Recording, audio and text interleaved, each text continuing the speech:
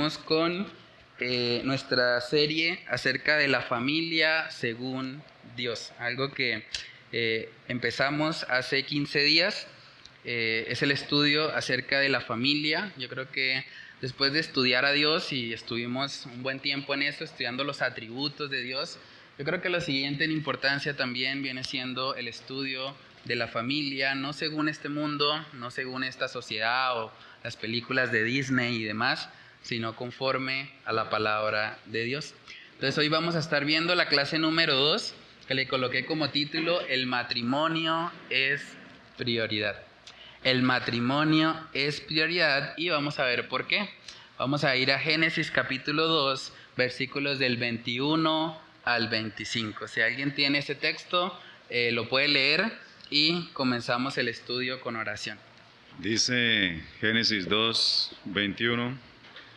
Entonces Jehová Dios hizo caer sueño profundo sobre Adán, y mientras éste dormía, tomó una de sus costillas y cerró la carne en su lugar.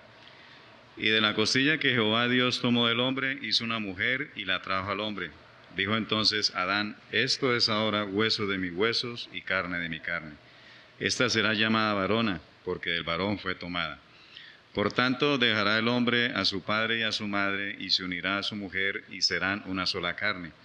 Y estaban ambos desnudos, Adán y su mujer, y no se avergonzaban. Amén. Vamos a orar para pedir la dirección del Señor. Padre, te damos muchas gracias, Señor, por permitirnos estar aquí reunidos para abrir tu palabra, Señor, para continuar con este estudio acerca de la familia. Oramos, Señor, para que tu Espíritu Santo nos redarguya, nos convenza, Señor, de la importancia que tiene el matrimonio para ti, Señor. Oramos para que tú nos ayudes a aplicar lo que estudiamos, Señor, y que en todo, Señor, siempre tu nombre sea exaltado. Señor, oramos para que tú nos guíes, Señor, por medio de tu palabra en esta noche. Te lo pedimos, Señor, en el nombre de Cristo Jesús. Amén y amén. Bueno, hermanos, entonces le coloqué como título: El matrimonio es prioridad. Y para iniciar con eso, ahí en la parte de reflexiona, coloqué una pregunta. ¿Existe alguna otra relación? Pensemos, por ejemplo, la relación madre e hijo, la relación jefe con su empleador, o con su empleado más bien, la relación que hay entre hermanos en la fe, o cualquier otra que sea llamada por Dios a ser una sola carne. O sea, ¿hay alguna otra relación a quien Dios le diga, bueno, ustedes se van a unir a una iglesia y ahora con sus hermanos en la fe van a ser una sola carne? ¿O algo por el estilo? No, ¿cierto? Realmente el ser una sola carne es algo exclusivo. Incluso en una relación tan fuerte, sobre todo en nuestra cultura, ¿no? Entre una madre y su hijo. Mucha gente dice hoy en día, no, pues mamá solo hay una, ¿cierto? Y como que hay muchas frases donde la gente demuestra, y hasta cierto punto es bueno, es honra para las madres, esa relación que hay entre una mamá y su hijo.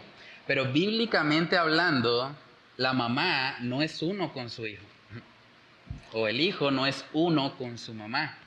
Realmente la relación de ser una sola carne es algo exclusivo del matrimonio. Y eso realmente debe llevarnos a evaluar nuestras propias vidas. ¿Cómo vivimos en nuestras familias? Vivimos en nuestras familias de pronto dándole el primer lugar a mi mamá porque es que mi mamá es lo más importante. O estamos entendiendo que una vez estamos casados, la prioridad se desplaza ahora hacia la esposa, en el caso de los hombres, o las mujeres, se desplaza la prioridad a sus esposos, porque es con ellos, con los únicos que van a ser una sola carne. Entonces es interesante, ¿no? Ahí vemos que en el libro de Génesis, el autor del libro, Moisés, se toma el tiempo de mostrarnos detalladamente la creación de la mujer, ¿sí? Por eso coloqué ahí también como pregunta de reflexión: ¿por qué creen ustedes que la Biblia describe con tanto detalle la forma en que la ayuda idónea fue creada? Y en cambio no es igual de detallista para hablar de la creación de otras cosas. Por ejemplo, no vemos que se nos describa en el libro de Génesis cómo se formaron las galaxias. Eso no está descrito. Simplemente dice: en el principio creó Dios los cielos y la tierra. Pero ¿y las galaxias y el sistema solar y todo esto? ¿No? Parece que Dios no tenía tanto interés en darnos detalles respecto a esas cosas. O cómo se formaron los animales, o cómo se formaron las lumbreras. Se nos dice que todo fue formado por medio de la palabra de Dios. Dios habló y se crearon todas las cosas. Pero en el caso de la creación de la mujer, vemos que hay un énfasis del autor en que conozcamos con detalle cómo es que fue creada. ¿Por qué creen ustedes que eso sucede? ¿Alguien quiere compartir algo? Podemos interactuar para que no sea un monólogo. ¿Por qué se toma el detalle el autor de Génesis de decirnos, bueno, la mujer fue creada de la costilla y de alguna manera fue la ayuda idónea que Dios mismo le entregó a Adán? ¿Qué podríamos aprender de eso? Realmente yo creo que muy poco le hubiese interesado a Adán saber cómo se creó Andrómeda o cómo se creó una galaxia lejana. Pero conocer cómo se creó la que iba a ser su ayuda idónea era muy importante. Porque detrás de esa creación hay muchos principios que realmente aplican directamente al matrimonio, ¿cierto? Por ejemplo, al saber que ella fue tomada de él, Adán iba a poder entender, y de hecho lo entendió, porque ahí mismo en Génesis capítulo 2, la reacción de él en el verso 23, dice, dijo entonces Adán, esto es ahora hueso de mis huesos y carne de mi carne. Esta será llamada varona porque del varón fue tomado. Muy creativo Adán, ¿no? En vez de poner cualquier otro nombre, dijo, bueno, ella es igual a mí, así que será varona. Yo soy varón, ella es varón. Es interesante porque en ese momento podemos ver que Adán comprendió que su ayuda idónea era una extensión de él. Por eso el término, varona. No le puso un nombre diferente. De hecho, el nombre de Eva vino después del pecado. Y eso es interesante porque en un principio, antes que el pecado entrara en el mundo, eran Adán y varona. Luego, por causa del pecado, entonces Adán dice, no, pues ahora la vamos a llamar Eva, y Eva significa madre de todos los vivientes. Y desde ahí empezamos a ver ya que hubo una fractura en la unidad matrimonial, porque Eva significa madre de todos los vivientes. Entonces es como si Adán estuviese diciendo antes del pecado, ella es una extensión de mí, y después del pecado está diciendo, ella es la mamá de los niños. Ella, bueno, es la madre de todos los vivientes. Pero bueno, lo interesante ahí es que al ser tomada de él mismo, Adán iba a poder entender el principio que rige al matrimonio.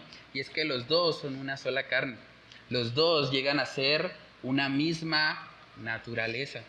Y es algo que tristemente vemos que se ha distorsionado mucho, sobre todo en nuestra sociedad, pero en últimas es algo que ilustra lo que es el diseño de Dios. O sea, Dios diseñó el matrimonio para que el hombre y la mujer se unan y sean una sola carne. Adán, después de que le sacaron esa costilla, iba también a entender que su complemento, su compañera, la que iba a estar a su lado, pues era Eva, o era su ayuda idónea, o era varona en ese contexto. Entonces, hay principios espirituales que podemos ver ahí. También vemos que es Dios mismo. Dios fue quien le trajo su ayuda idónea. Entonces, el matrimonio es idea de Dios. La unión que ocurre en un matrimonio no la hace el notario, no la hace el pastor que dirige una ceremonia, no la hacen los hermanos en la fe que son testigos de lo que está pasando. La unión bíblicamente la hace Dios. Dios los une para que sean una sola carne. Ese es el propósito, ese es el diseño del matrimonio.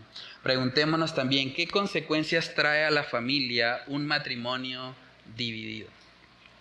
No pensemos simplemente en el divorcio o en matrimonios separados físicamente, porque tristemente hay que decirlo, hay matrimonios que aún viviendo bajo un mismo techo están divididos.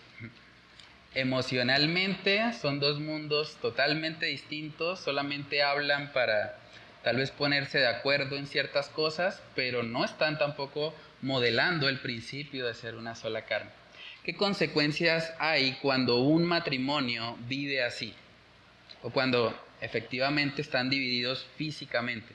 ¿Qué consecuencias hay para la familia? ¿Alguien quiere compartir algo? ¿Qué consecuencias hay cuando un hogar o cuando el matrimonio en una casa no va bien? ¿Qué pasa con los hijos de ese matrimonio? Vulnerabilidad, ¿cierto? De hecho, eso hablábamos el domingo, ¿no? Cuando estábamos hablando de los edomitas y de las consecuencias en últimas que el pecado de Esaú trajo no solo para sí mismo, sino para los descendientes de ahí en adelante. Entonces, es una realidad hoy en día. Incluso en Colombia, tristemente, somos hasta pioneros en eso.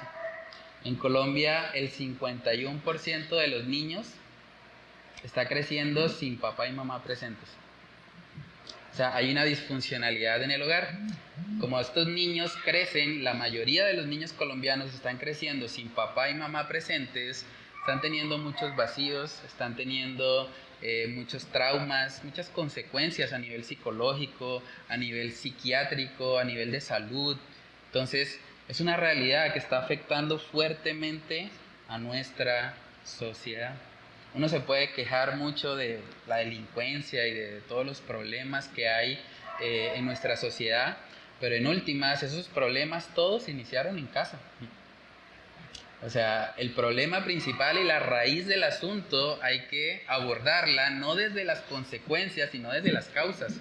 Si atacamos las causas, podremos de alguna manera obtener un resultado o una consecuencia diferente. Entonces vamos a ver en Marcos capítulo 10 lo que les comentaba, que lo vemos en el libro de Génesis y también lo vemos luego en los evangelios. Marcos capítulo 10 nos muestra nuevamente que la unión en el matrimonio la hace Dios. Marcos capítulo 10, versos del 2 al 9, si alguien lo tiene ahí lo puede leer. Y se acercaron los fariseos y le preguntaron para tentarle si era lícito al marido repudiar a su mujer. Él respondiendo les dijo: ¿qué os mandó Moisés? Ellos dijeron: Moisés permitió dar carta de divorcio y repudiarla. Y respondiendo Jesús le dijo: por la dureza de vuestro corazón os escribió este mandamiento. Pero al principio de la creación varón y hembra los hizo Dios. Por esto dejará el hombre a su padre y a su madre y se unirá a su mujer. Y los dos serán una sola carne, así que no son ya más dos sino uno. Por tanto, lo que Dios juntó no lo separe el hombre. Amén. Tremendo eso, ¿no? Imagínense, los fariseos en esa época podían fácilmente pasar una carta de divorcio porque a su esposa se le quemó el arroz. O porque, no sé, no cumplió con alguna norma, o llegó tarde a la casa, o no recogió la cama, bueno, cualquier cosa. Y de repente Jesús llega y les dice: no, así no es. Eso lo permitió Moisés por causa de la dureza de sus corazones, pero el modelo de Dios, el diseño de Dios desde el principio, es que los dos se unen para hacer una sola carne.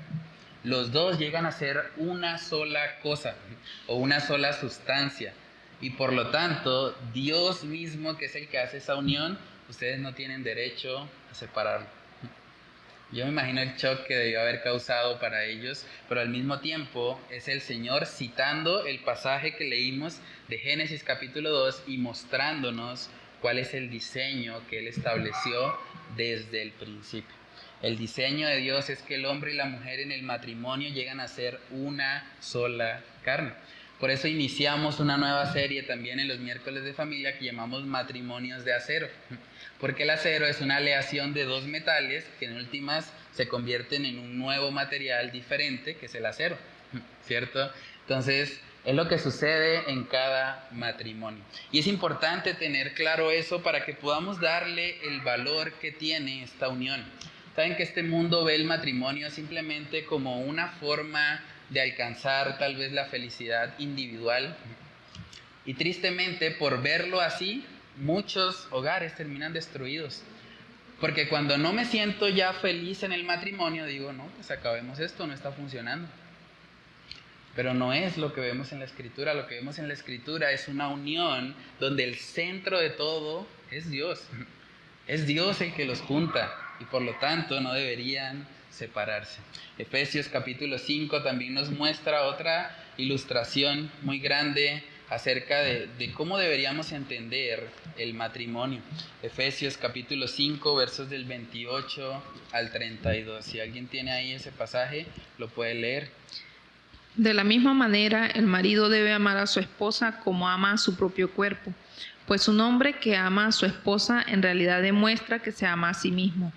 Nadie odia a su propio cuerpo, sino que lo alimenta y lo cuida tal como Cristo lo hace por la iglesia, y nosotros somos miembros de su cuerpo. Como dicen las Escrituras, el hombre deja a su padre y a su madre y se une a su esposa y los dos se convierten en uno solo. Eso es un gran misterio, pero ilustra la manera en que Cristo y la iglesia son uno. Sí, interesante, ¿no? Otra vez, ¿hay alguna otra relación que Dios compare como la relación entre Cristo y la iglesia?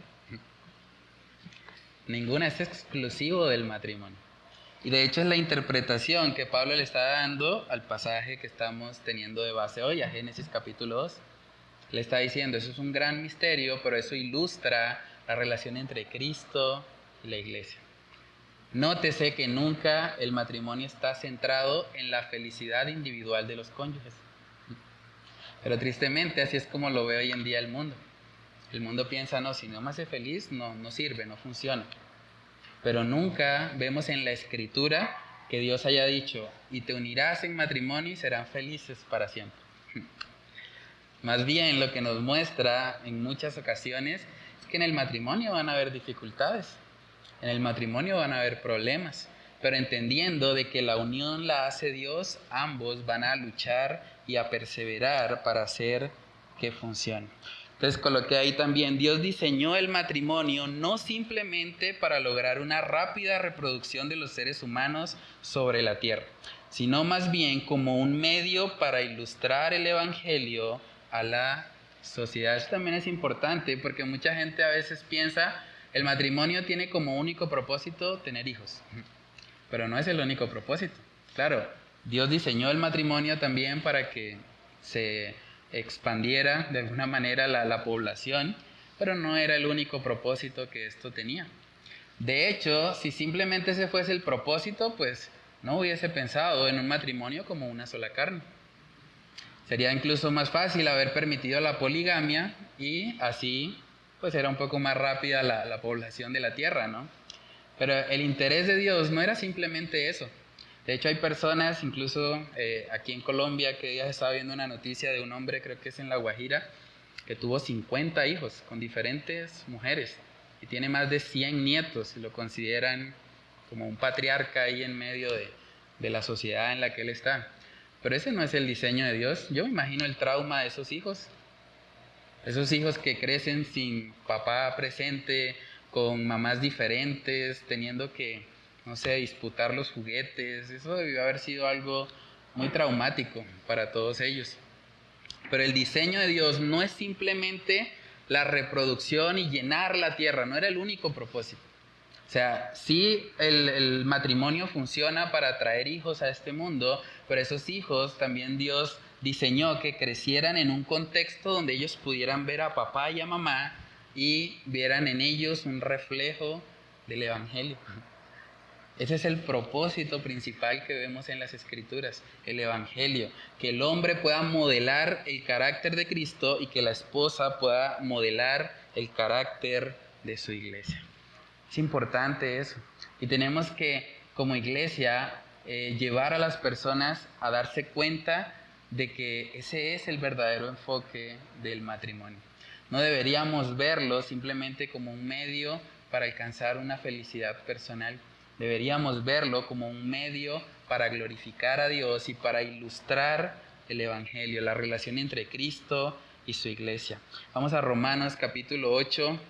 Romanos capítulo 8 nos habla de cómo es el amor de Cristo hacia su iglesia y de cómo ese amor, a pesar de que pasa por dificultades, tribulaciones, ese amor no cambia, ese amor permanece en el tiempo. Miremos Romanos capítulo 8, versos del 31 al 39. ¿Qué pues diremos a esto? Si Dios es por nosotros, ¿quién contra nosotros? El que no escatimó ni a su propio Hijo, sino que lo entregó por todos nosotros, ¿cómo no nos dará también con él todas las cosas? ¿Quién acusará a los escogidos de Dios? Dios es el que justifica. ¿Quién es el que lo condenará?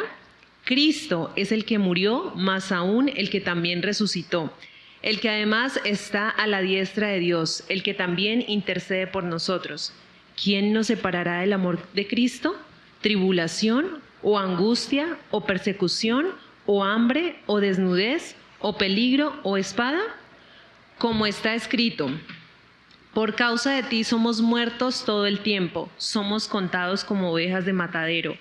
Antes, en todas esas cosas somos más que vencedores por medio de aquel que nos amó.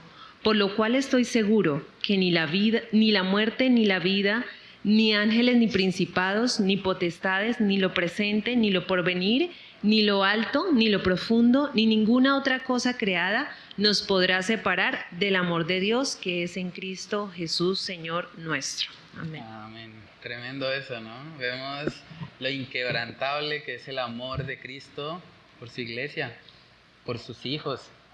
Ahora, si el marido, si el esposo está llamado a representar a Cristo en la relación matrimonial, podríamos leer este pasaje diciendo, bueno, ¿qué separará a la esposa del amor de su esposo? Tribulación, angustia, hambre, dificultad, problemas en este mundo. Nada debería separar a una esposa del amor de su esposo. Ese es el diseño que Dios ha establecido. Eso es lo que deberían modelar los hogares.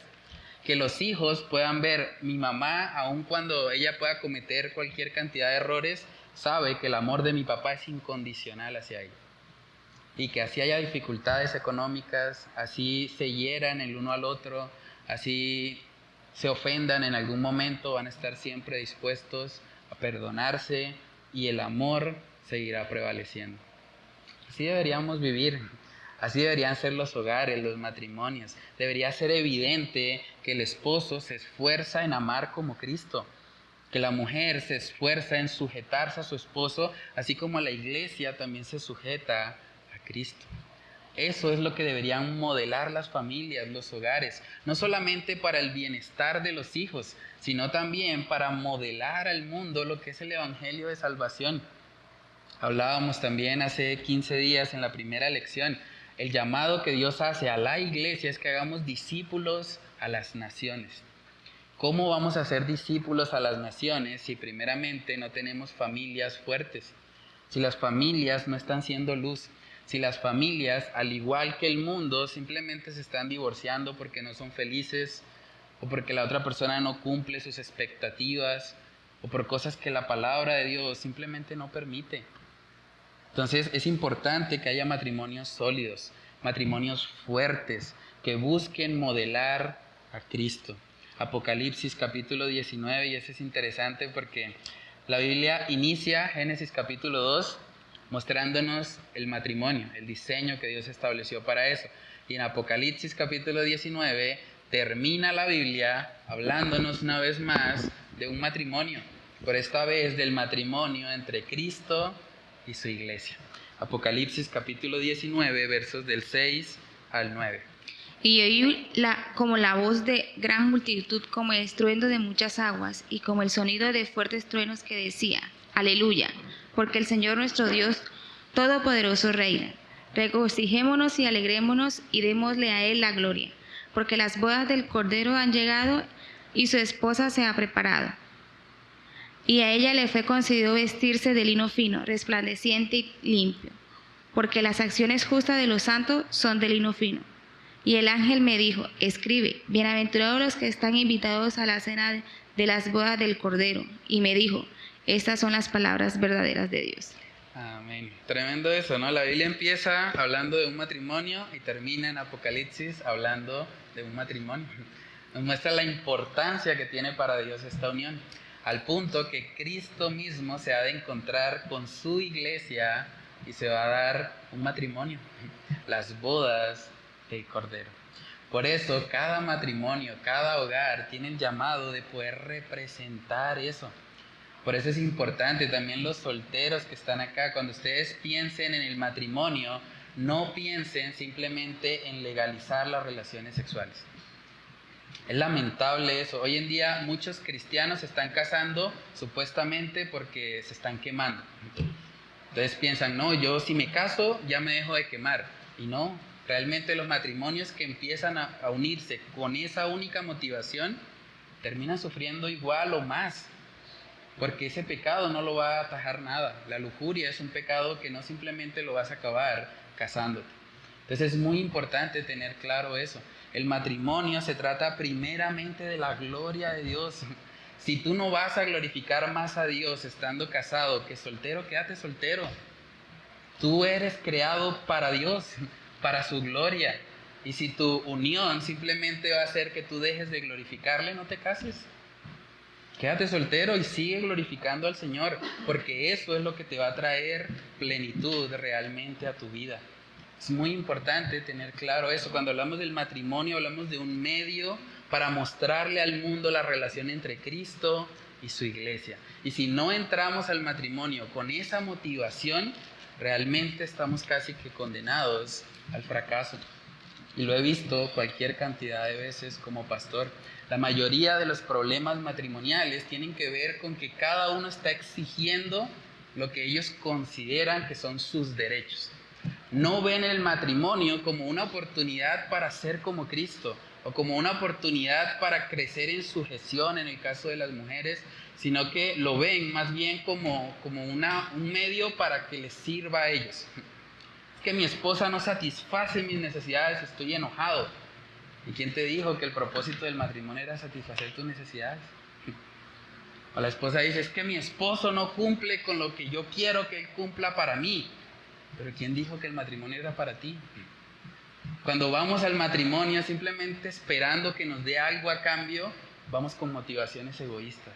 Y esas motivaciones egoístas terminan muchas veces fracturando los hogares, terminan afectando la vida de los hijos, que son testigos de esa relación todo el tiempo, 24/7. Y esos hijos afectados al ver esa relación van a tener la tendencia también a cometer esos mismos errores. Lo hablamos el domingo también en la predicación. Según las estadísticas, cuando un niño crece sin su mamá, ese niño le cuesta mucho expresarse, expresar sus emociones, tener una relación saludable, identificar cuando se siente frustrado. Son niños que crecen con la tendencia a ser violentos, porque al no estar mamá ahí presente, sea que no esté presente física o emocionalmente, carece de algo ese niño y le cuesta de pronto abrirse, porque es algo que tal vez las mujeres hacen mejor, el abrirse, el contar de pronto sus emociones, y el hombre a veces tiende a ser un poco más duro, meterse un poco más como en esa carcasa de fortaleza, pero el niño necesita también el rol de su mamá. Lo mismo sucede en un sentido contrario.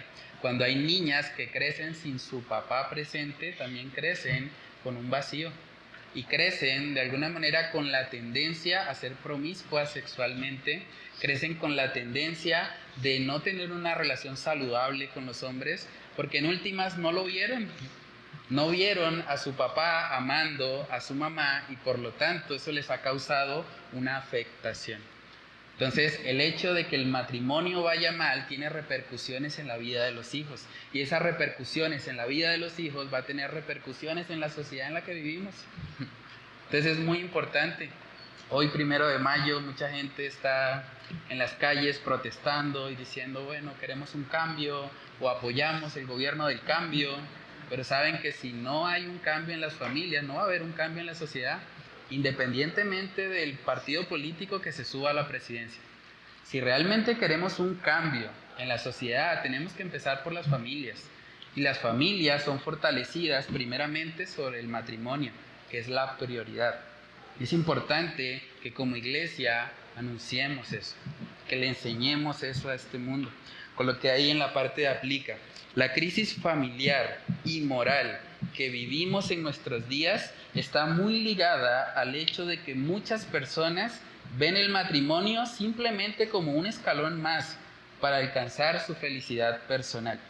Y es por causa de esa visión egoísta y antropocéntrica, o sea, centrada en el hombre, que luego las familias sufren consecuencias tan severas que llegan a afectar generaciones futuras.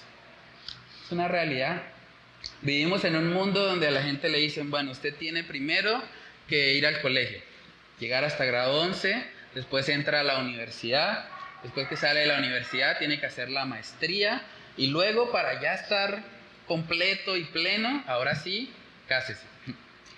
O sea, lo ven en este mundo como simplemente un escalón más, como lo que sigue en la lista de cosas que hay que hacer para ser un buen ciudadano, una buena persona. Pero así no es como la Biblia muestra el matrimonio. El matrimonio la Biblia nos muestra el matrimonio como una unión que está centrada en la gloria de Dios. La gloria de Dios. Ahora, por paradójico que eso suene, cuando estamos buscando la gloria de Dios, eso resulta también en gozo, en felicidad, pero no es esa la motivación principal. Entonces pregúntate, ¿tú ves el matrimonio solo como un medio para ser feliz o para la gloria de Dios? Y es una pregunta que aplica tanto a solteros como a casados. Si estamos casados, deberíamos preguntarnos, ¿yo veo el matrimonio simplemente como un medio para que mi esposa me haga feliz? ¿Para que mi esposa satisfaga mis necesidades? O las personas solteras deben preguntarse, ¿yo me quiero casar porque creo que así voy a ser feliz? Porque si esa es la motivación del soltero para casarse, se va a estrellar. Se va a estrellar cuando llegue al matrimonio, porque se va a dar cuenta que el estar casado no implica automáticamente que va a ser feliz, que todo va a salir bien, o que su cónyuge va a cumplir con sus expectativas. De hecho, la experiencia, lo digo también como pastor que he aconsejado a muchas parejas en ese tema, la experiencia muestra que la razón principal de muchos problemas matrimoniales es que llegaron con falsas expectativas al matrimonio. Llegaron pensando en las películas de Disney y se casaron y fueron felices para siempre. Y por eso cuando de repente ya no hay tanta felicidad, ya no quieren seguir. Aún cuando se casaron en una iglesia, aún cuando supuestamente estudiaron el tema, pero en realidad lo que había en sus corazones era una motivación egoísta. No se estaban casando para la gloria de Dios, se estaban casando para su propia gloria o para ser felices. Y al final terminaron insatisfechos por eso. Hermanos, en Isaías capítulo 43 podemos ver que el propósito del ser humano existe para la gloria de Dios. Y por lo tanto, el matrimonio, si se ha de efectuar conforme a la voluntad de Dios, el matrimonio también debe ser para la gloria de Dios. Busquemos Isaías capítulo 43 en el versículo 7. Todos los llamados de mi nombre, para gloria mía los he creado, los formé y los hice. Para gloria mía los he creado, los formé y los hice. Si tú ves el matrimonio simplemente como un medio para ser feliz, no va a funcionar y no serás feliz en el matrimonio. Ahora, por paradójico que suene, si tú ves el matrimonio no como un medio para ser feliz, sino que lo ves como un medio para la gloria de Dios, el resultado será que serás feliz en Dios. Serás pleno en Dios. Porque no vas a estar buscando en tu cónyuge lo que sabes que solo Dios como tu creador te puede dar. Entonces es muy importante.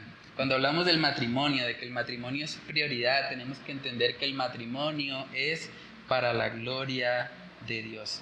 Colosenses capítulo 1, versos del 15 al 16. Colosenses 1, del 15 al 16, si alguien lo tiene ahí lo puede leer. Cristo es la imagen visible de Dios, del Dios invisible. Él ya existía antes de que las cosas fueran creadas y es supremo sobre toda la creación. Porque por medio de Él, Dios creó todo lo que existe en los lugares celestiales y en la tierra. Hizo las cosas que podemos ver y las que no podemos ver, tales como tronos, reinos, gobernantes y autoridades del mundo invisible. Todo fue creado por medio de Él y para Él. ¿Hasta cuál? Sí. todo fue creado por medio de Él y para Él, incluyendo el matrimonio. El matrimonio es para Cristo y por Cristo. Entonces es muy importante tener eso claro, para que no vayamos a esta unión simplemente con falsas expectativas. Yo creo que un error que se ha cometido mucho, tristemente también en muchas congregaciones, es que han abrazado hasta cierto punto esa idea del mundo, de que simplemente el matrimonio es para ser felices. Y por eso cuando vienen las dificultades, cuando vienen los problemas, que serían oportunidades de hecho para que se evidenciara ese amor de Cristo que leímos en Romanos 8, ese amor incondicional que pasa por tribulaciones, por hambre, por dificultades, simplemente los matrimonios muchas veces dicen no quiero sufrir, no quiero dificultades y si esto no me gusta, mejor lo acabo. Hace poquito se volvió viral hasta cierto punto la respuesta que dio la exesposa del futbolista Kaká.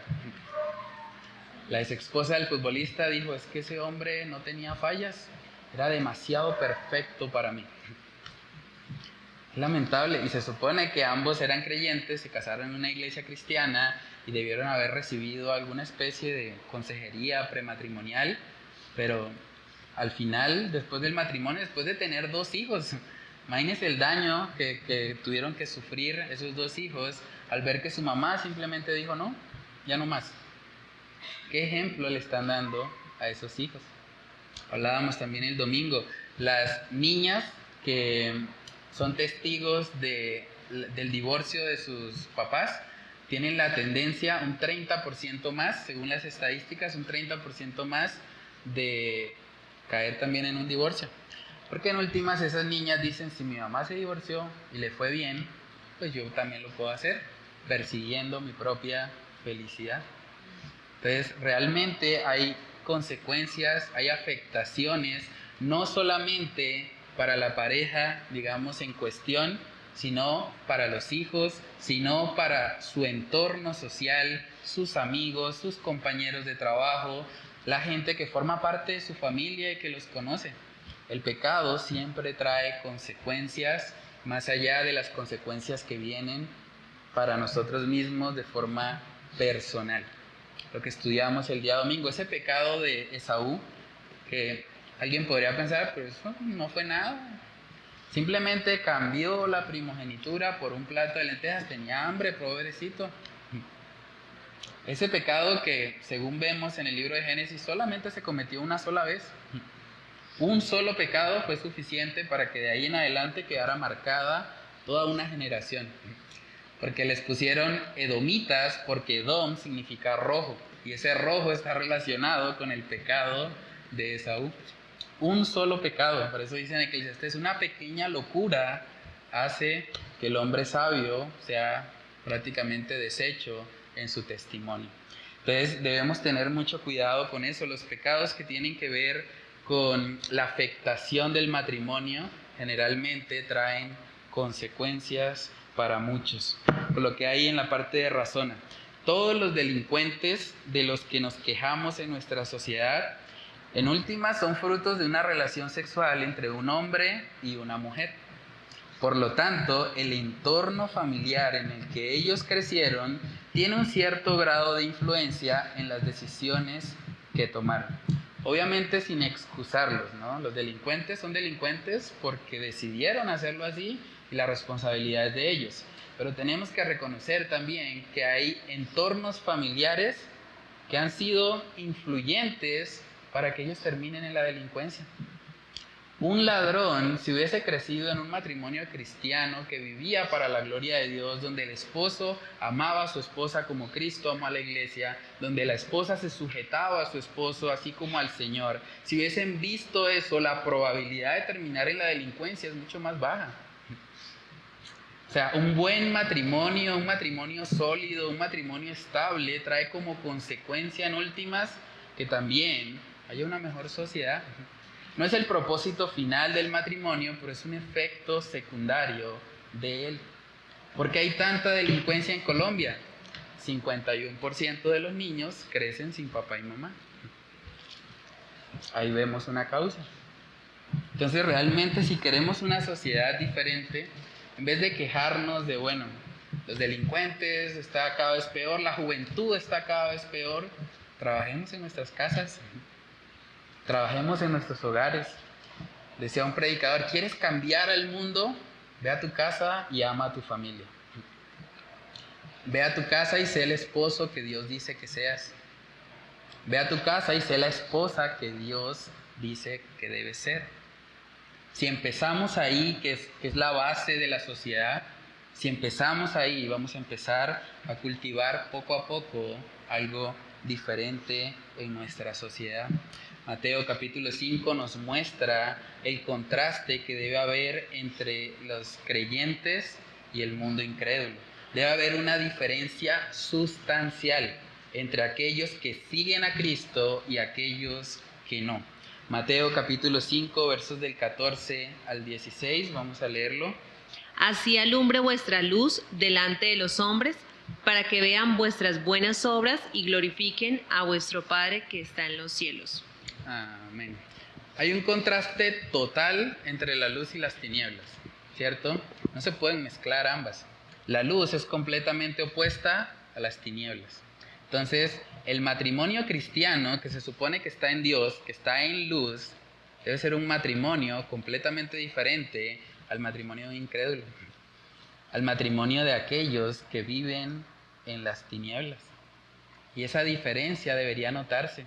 ¿Saben que una de las cosas también más tristes hoy en día es que las estadísticas muestran que ya en la iglesia y en el mundo no hay diferencia en cuanto a divorcio se refiere? O sea, así como se divorcian en el mundo, también se están divorciando en la iglesia. No hay ninguna diferencia. Incluso la tendencia es que los cristianos o los divorcios entre cristianos van a superar muy pronto a los divorcios entre incrédulos. Y eso tiene que ver también porque el mundo incrédulo cada vez se casa menos, no quieren ya hacerlo, entonces eso también de alguna manera beneficia a las estadísticas a favor de ellos, pero es lamentable. O sea, los cristianos deberíamos ser personas que se caracterizan precisamente por tener los matrimonios más sólidos de nuestra sociedad, los matrimonios que son inquebrantables, los matrimonios donde nada puede separar al amor de un esposo hacia su esposa, porque él la ama como Cristo ama a su iglesia. Debemos trabajar en eso. Y eso en últimas es lo que va a terminar impactando y generando un cambio en nuestra sociedad. Deuteronomio capítulo 6, ahí podemos ver también la influencia que tiene un buen matrimonio en las futuras generaciones. Deuteronomio capítulo 6, versos del 4 al 9. Si alguien tiene ese pasaje, lo puede leer. Oye Israel, Jehová nuestro Dios, Jehová uno es. Y amarás a Jehová tu Dios de todo tu corazón y de toda tu alma y con todas tus fuerzas. Y estas palabras que yo te mando hoy estarán sobre tu corazón. Y las repetirás a tus hijos y hablarás de ellas estando en tu casa y andando por el camino y al acostarte y cuando te levantes. Y las atarás como una señal en tu mano y estarán como frontales entre tus ojos. Y las escribirás en los postes de tu casa y en tus puertas. Tremendo eso, ¿no? ¿Quiénes deben hacer eso según Deuteronomio 6? ¿Quiénes son los que están repitiendo a sus hijos esas palabras? Son los padres. Por eso dice que la van a repetir a sus hijos. Entonces, un buen matrimonio en última repercute en hijos que van a ser criados conforme a la palabra de Dios. Esos hijos criados conforme a la palabra de Dios van a replicar también matrimonios sólidos, matrimonios fuertes, y de esa manera es que las naciones podrán vivir conforme a la palabra de Dios. Todas las naciones en últimas están conformadas por familias, disfuncionales o no, pero familias. Entonces, si hay familias fuertes, si hay matrimonios sólidos, vamos a poder ver también una sociedad mejor. Coloqué ahí, hablando precisamente de esa influencia. Si queremos tener una sociedad más santa, si nos molesta la delincuencia, si nos molesta el pecado que vemos a nuestro alrededor, necesitamos matrimonios sólidos. Necesitamos empezar por la casa. Necesitamos pedirle al Señor que Él nos ayude a poder aplicar los principios que Él ha establecido para esta unión que tiene tanta influencia en nuestra vida y en nuestra sociedad. Entonces coloqué una frase ahí para meditar. El gran propósito del matrimonio no es primeramente llevarte a alcanzar tu felicidad individual. Es algo que ya hemos repetido, pero que es importante que quede grabado. El gran propósito del matrimonio no es primeramente llevarte a alcanzar tu felicidad individual, sino más bien representar la relación entre Cristo y la iglesia. Entre Cristo y la iglesia. Los matrimonios que estamos acá nos estamos esforzando en eso, en representar al mundo y a nuestros hijos, que son los que primeramente están siendo testigos de la relación. Estamos esforzándonos por modelar eso, la relación entre Cristo y la iglesia. Los solteros que están acá están pensando en casarse para esto o están pensando simplemente en una felicidad individual o en colocar un chulito en la lista de cosas que hay que hacer porque todo el mundo hace, porque ese es el modelo que todos deben seguir. ¿Cuál es nuestra motivación? ¿Cuál es nuestra perspectiva o nuestra visión sobre el matrimonio? Si tenemos una visión egoísta, antropocéntrica, individualista del matrimonio, casarnos no va a solucionar eso, porque simplemente habrán dos egoístas ahora casados y ahora luchando contra su propio pecado y el de su cónyuge. Entonces, bueno, en la parte de atrás coloqué algunas actividades de profundización. Les envié los videos también por el grupo del Faro. Hay una predicación que se llama El matrimonio, el ministerio principal del pastor Paul Washer. Es muy buena, se la recomiendo que la vean. Y también les compartí un video que es un poco más corto, que se llama La gloria de Dios en el matrimonio. Lo que hemos estado hablando, se trata principalmente el matrimonio de Dios, no de los cónyuges, sino de Él. Entonces hay varios pastores de sana doctrina que hablan ahí en ese video. Pueden ver ambos videos y escribir en el recuadro las principales enseñanzas y aplicaciones de los mismos. También les compartí como actividad número 2 un artículo del Ministerio Coalición por el Evangelio que se llama ¿Cuál es el punto central del matrimonio? Lo que hemos venido hablando. El punto central del matrimonio no es ni el esposo ni la esposa, es Dios. Y hasta que no lo veamos así, no vamos a poder tener matrimonios conforme al diseño de Dios. Entonces la idea es leer ese artículo y meditar en lo dañino que es para los cónyuges, los hijos y la sociedad una visión errada o egoísta del matrimonio. Como actividad número 3, a manera de introspección personal, coloqué ahí cómo impacta tu vida devocional saber que Dios diseñó el matrimonio primeramente para su gloria, antes que para el beneficio personal de alguno de los cónyuges. ¿Cómo impacta eso tu vida devocional? También coloqué ahí, ¿estás viviendo tu vida cristiana modelando y enseñando a otros cuál es el verdadero punto central del matrimonio? Es una pregunta para solteros y para casados. ¿Estás modelando, si eres casado, lo que es el matrimonio? ¿Cuál es el punto central? Y si eres soltero, ¿estás enseñando eso? ¿Estás siendo consciente primeramente para ti como soltero de que el propósito del matrimonio no es tu felicidad? No es hacerte sentir mejor a ti. No es solucionar un vacío existencial que tienes. Como soltero, ¿estás consciente de eso? ¿Y lo estás enseñando también a otros? Que los solteros también tienen la oportunidad de enseñar a los jóvenes, de enseñar a, todas las personas en su esfera social. Y es importante que los solteros tengan una cosmovisión bíblica de lo que el matrimonio es, para que con esa cosmovisión también puedan enseñar correctamente cuál es el diseño de Dios para esta unión. Entonces, hermanos, esas son las actividades de profundización. No sé si hay alguna pregunta, algún comentario sobre la temática de hoy, de que el matrimonio es prioridad, o el matrimonio es la base, el fundamento de la familia. Estaba pues pensando aquí, meditando un poco acerca de todo esto. Y pues sí, muchas veces uno dice, no, sí, está claro, está clarísimo. Pues a veces la teoría queda clara, pero la práctica resulta algo difícil, ¿no? Sí. ¿Verdad?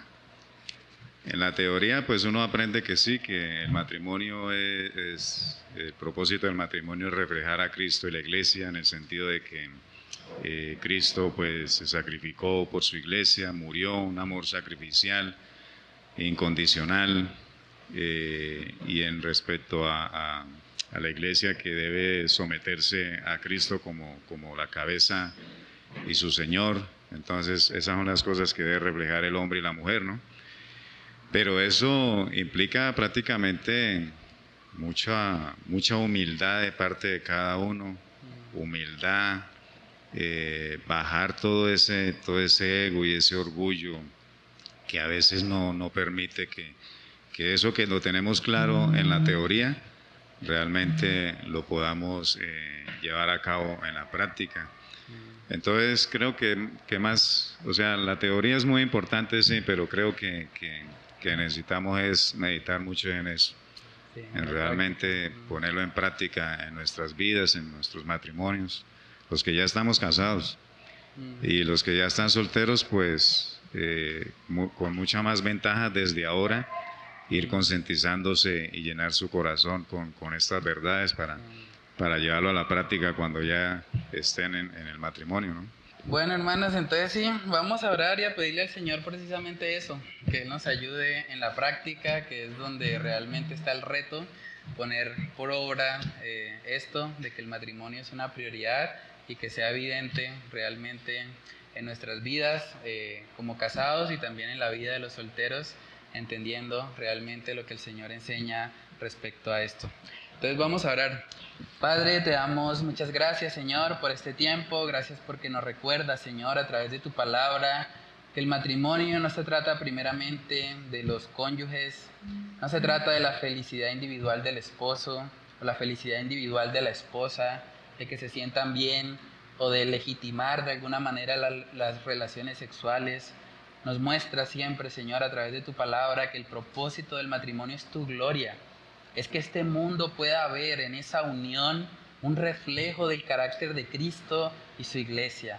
Que pueda ver en esa unión un reflejo de esas bodas del Cordero que un día sucederán, así como nos muestra tu libro de Apocalipsis, Dios. Ayúdanos, Padre, a ser conscientes de la importancia que esta relación tiene, no solo para nuestras vidas personales, también para la vida de nuestros hijos, para la vida de nuestra sociedad, para la vida de aquellos, Señor, que van a formar parte en últimas de nuestra nación, de nuestro municipio, de nuestra esfera social.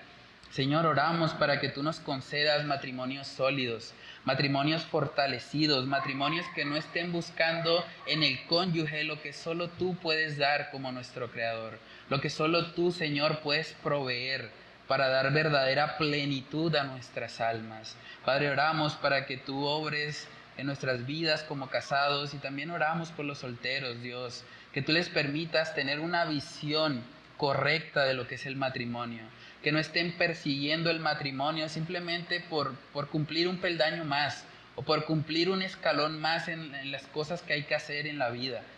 Padre, que haya solteros acá que puedan entender que el matrimonio se trata de ti, que es tu gloria la que debe ser preeminente, no nuestros deseos personales, no nuestros deseos egoístas, no las maripositas en el estómago. Lo que debe ser primordial siempre es tu gloria, Señor.